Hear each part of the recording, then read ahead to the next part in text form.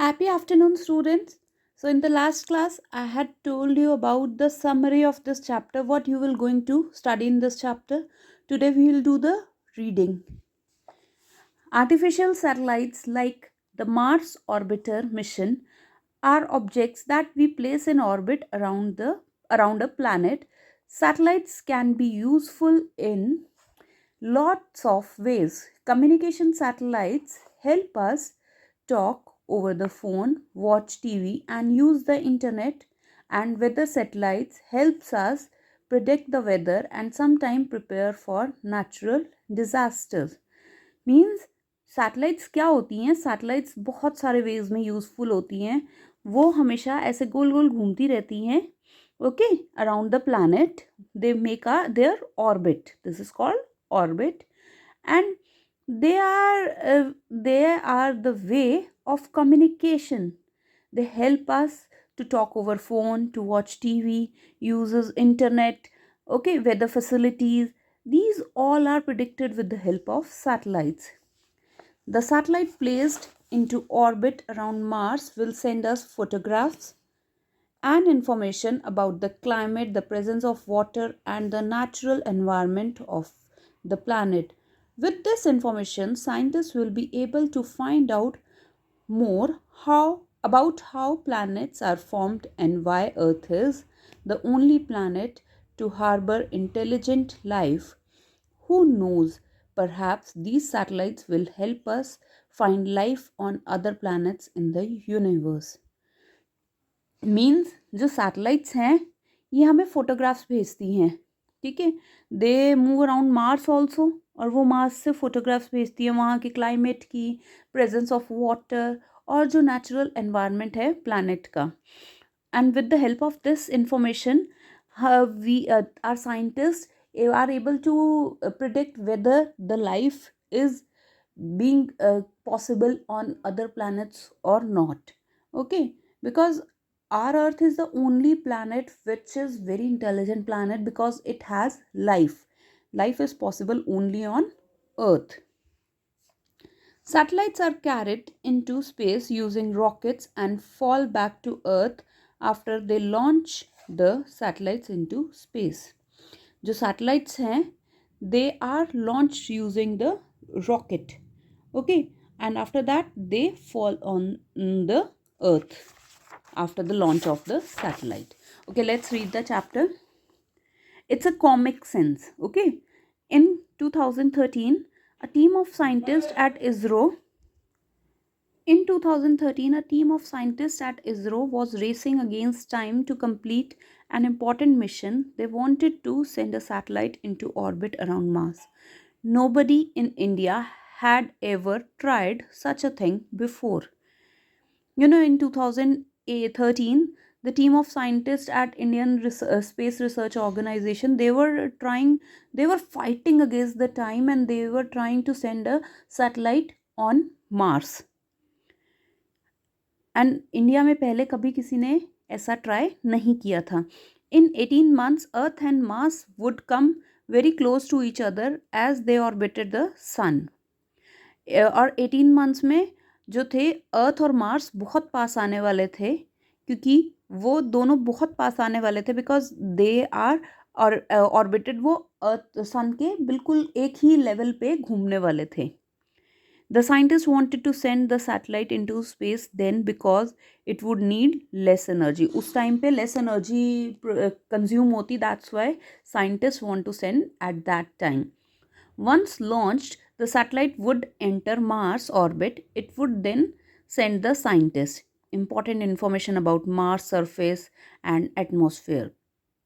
और अगर ये उस ऑर्बिट में पहुंच जाएगी तो ये हमारे इंडिया में हमारे साइंटिस्ट को बहुत इम्पॉर्टेंट इन्फॉर्मेशन अबाउट मार्स, उसका एटमॉस्फेयर, वहाँ पे वाटर है नहीं है, वहाँ का एनवायरनमेंट कैसा है, वो इन्फॉर्मेशन दे सकती थी. After months of hard work, bad weather delayed the launch by 5 days. Everyone was very nervous indeed. अब बहुत हार्ड वर्क किया बट बैड वेदर की वजह से डिले हो गया 5 days, पर सब बहुत नर्वस थे. अब 5 November 2013, thankfully it was a success, वो सक्सेसफुली लॉन्च हो गई. But their work was not done yet. The satellite's engine was not strong enough to take it out of Earth's orbit. They had to come up with a way to generate a lot of speed fast. अब उनके पास जो engine था, वो उनके पास जो satellite था वो इतना, उसका इंजन इतना स्ट्रॉन्ग नहीं था, उसके रॉकेट का इंजन, कि वो सैटेलाइट को अर्थ के ऑर्बिट से बाहर निकाल सके। तो उनको एक बहुत जल्दी कुछ ऐसा प्रोड्यूस करना था जो इस काम में हेल्प कर सके। So they made the satellite orbit around the earth 6 times and waited until it picked up enough speed. Then they fired the engine to thrust the satellite out of Earth's orbit. उन्होंने 6 times try किया, उसको बार बार किया, launch करने की कोशिश की, wait की जब तक वो पूरी तरह से स्पीड नहीं पिक कर लेती, और फिर उन्होंने फायर किया और उसको सैटेलाइट को अर्थ ऑर्बिट से बाहर थ्रो किया।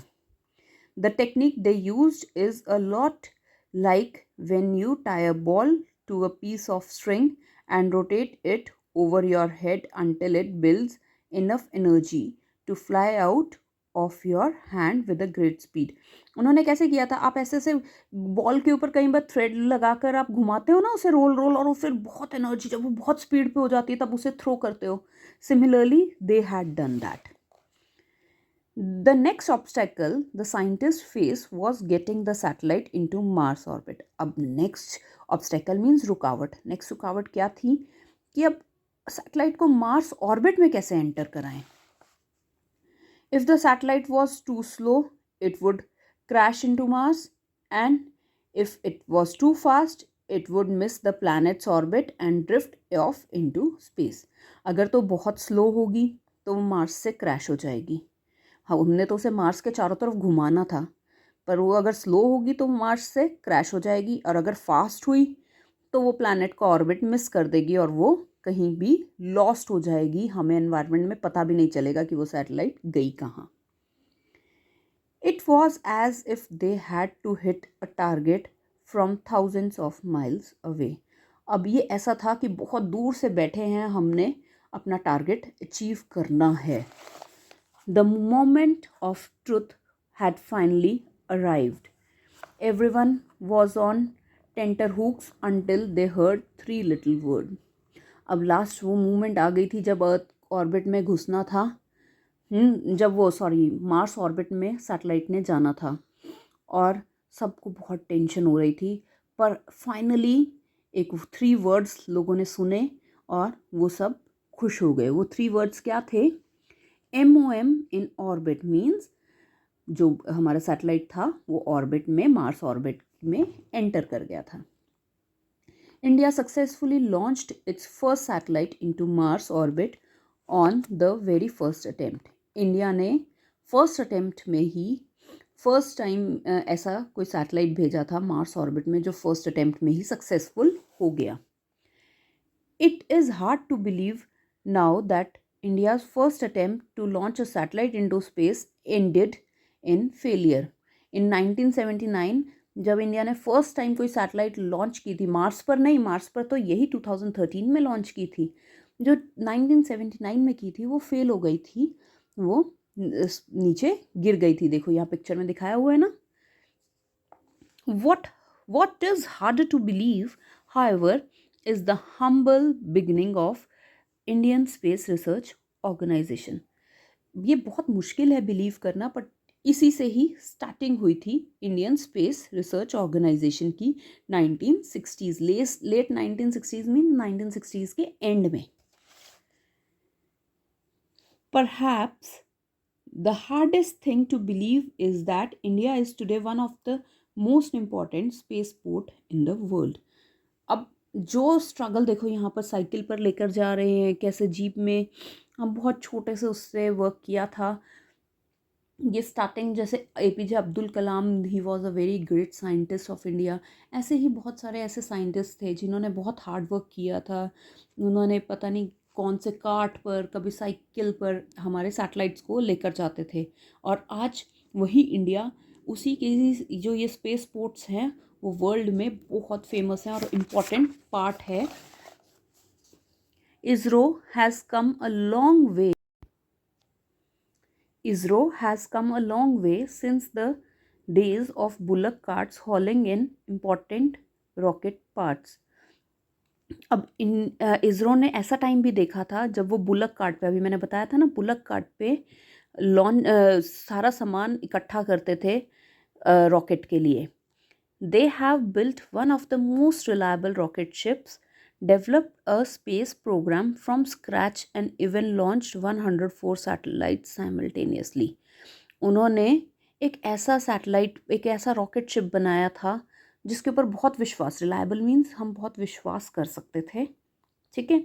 और उन्होंने बिल्कुल ज़ीरो लेवल से उसको स्टार्ट करके उसको इतना बड़ा बनाया था कि उससे एक के बाद एक 104 सैटेलाइट्स लॉन्च किए थे.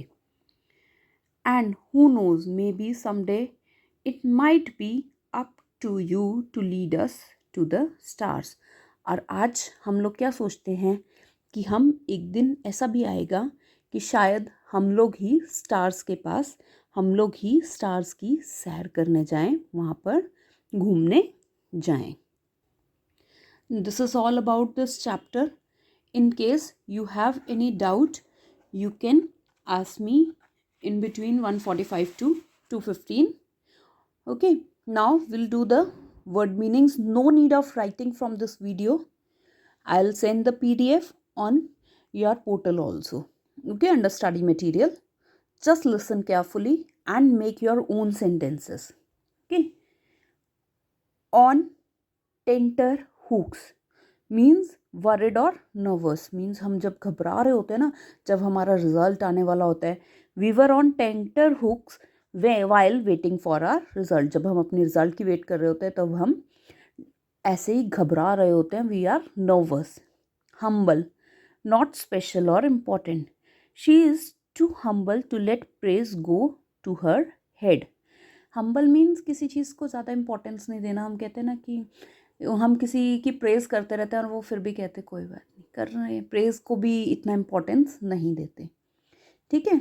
मीन्स किसी चीज़ को स्पेशल नहीं समझना, किसी चीज़ को इम्पोर्टेंट नहीं समझना. Simultaneously, at the same time means एक साथ ही. Complete all the task simultaneously means एक फिनिश हो तो सारे उसके बाद एक, फिर मतलब लगातार आप वर्क करते रहो. Space ports, base for which space craft are launched. अब स्पेस क्राफ्ट को जब ऊपर लॉन्च करना है रॉकेट को, तो उसके लिए एक बेस चाहिए ना, that is called space port. जहाँ पर जैसे एयरपोर्ट्स होते हैं, बस स्टैंड्स होते हैं, रेलवे स्टेशन होते हैं, like that it's space port. Sentences: space ports are made to launch the spacecrafts. I hope this is clear to you. Complete this. In the next period, we'll do its question answers and RTCs. Bye-bye. Have a good day.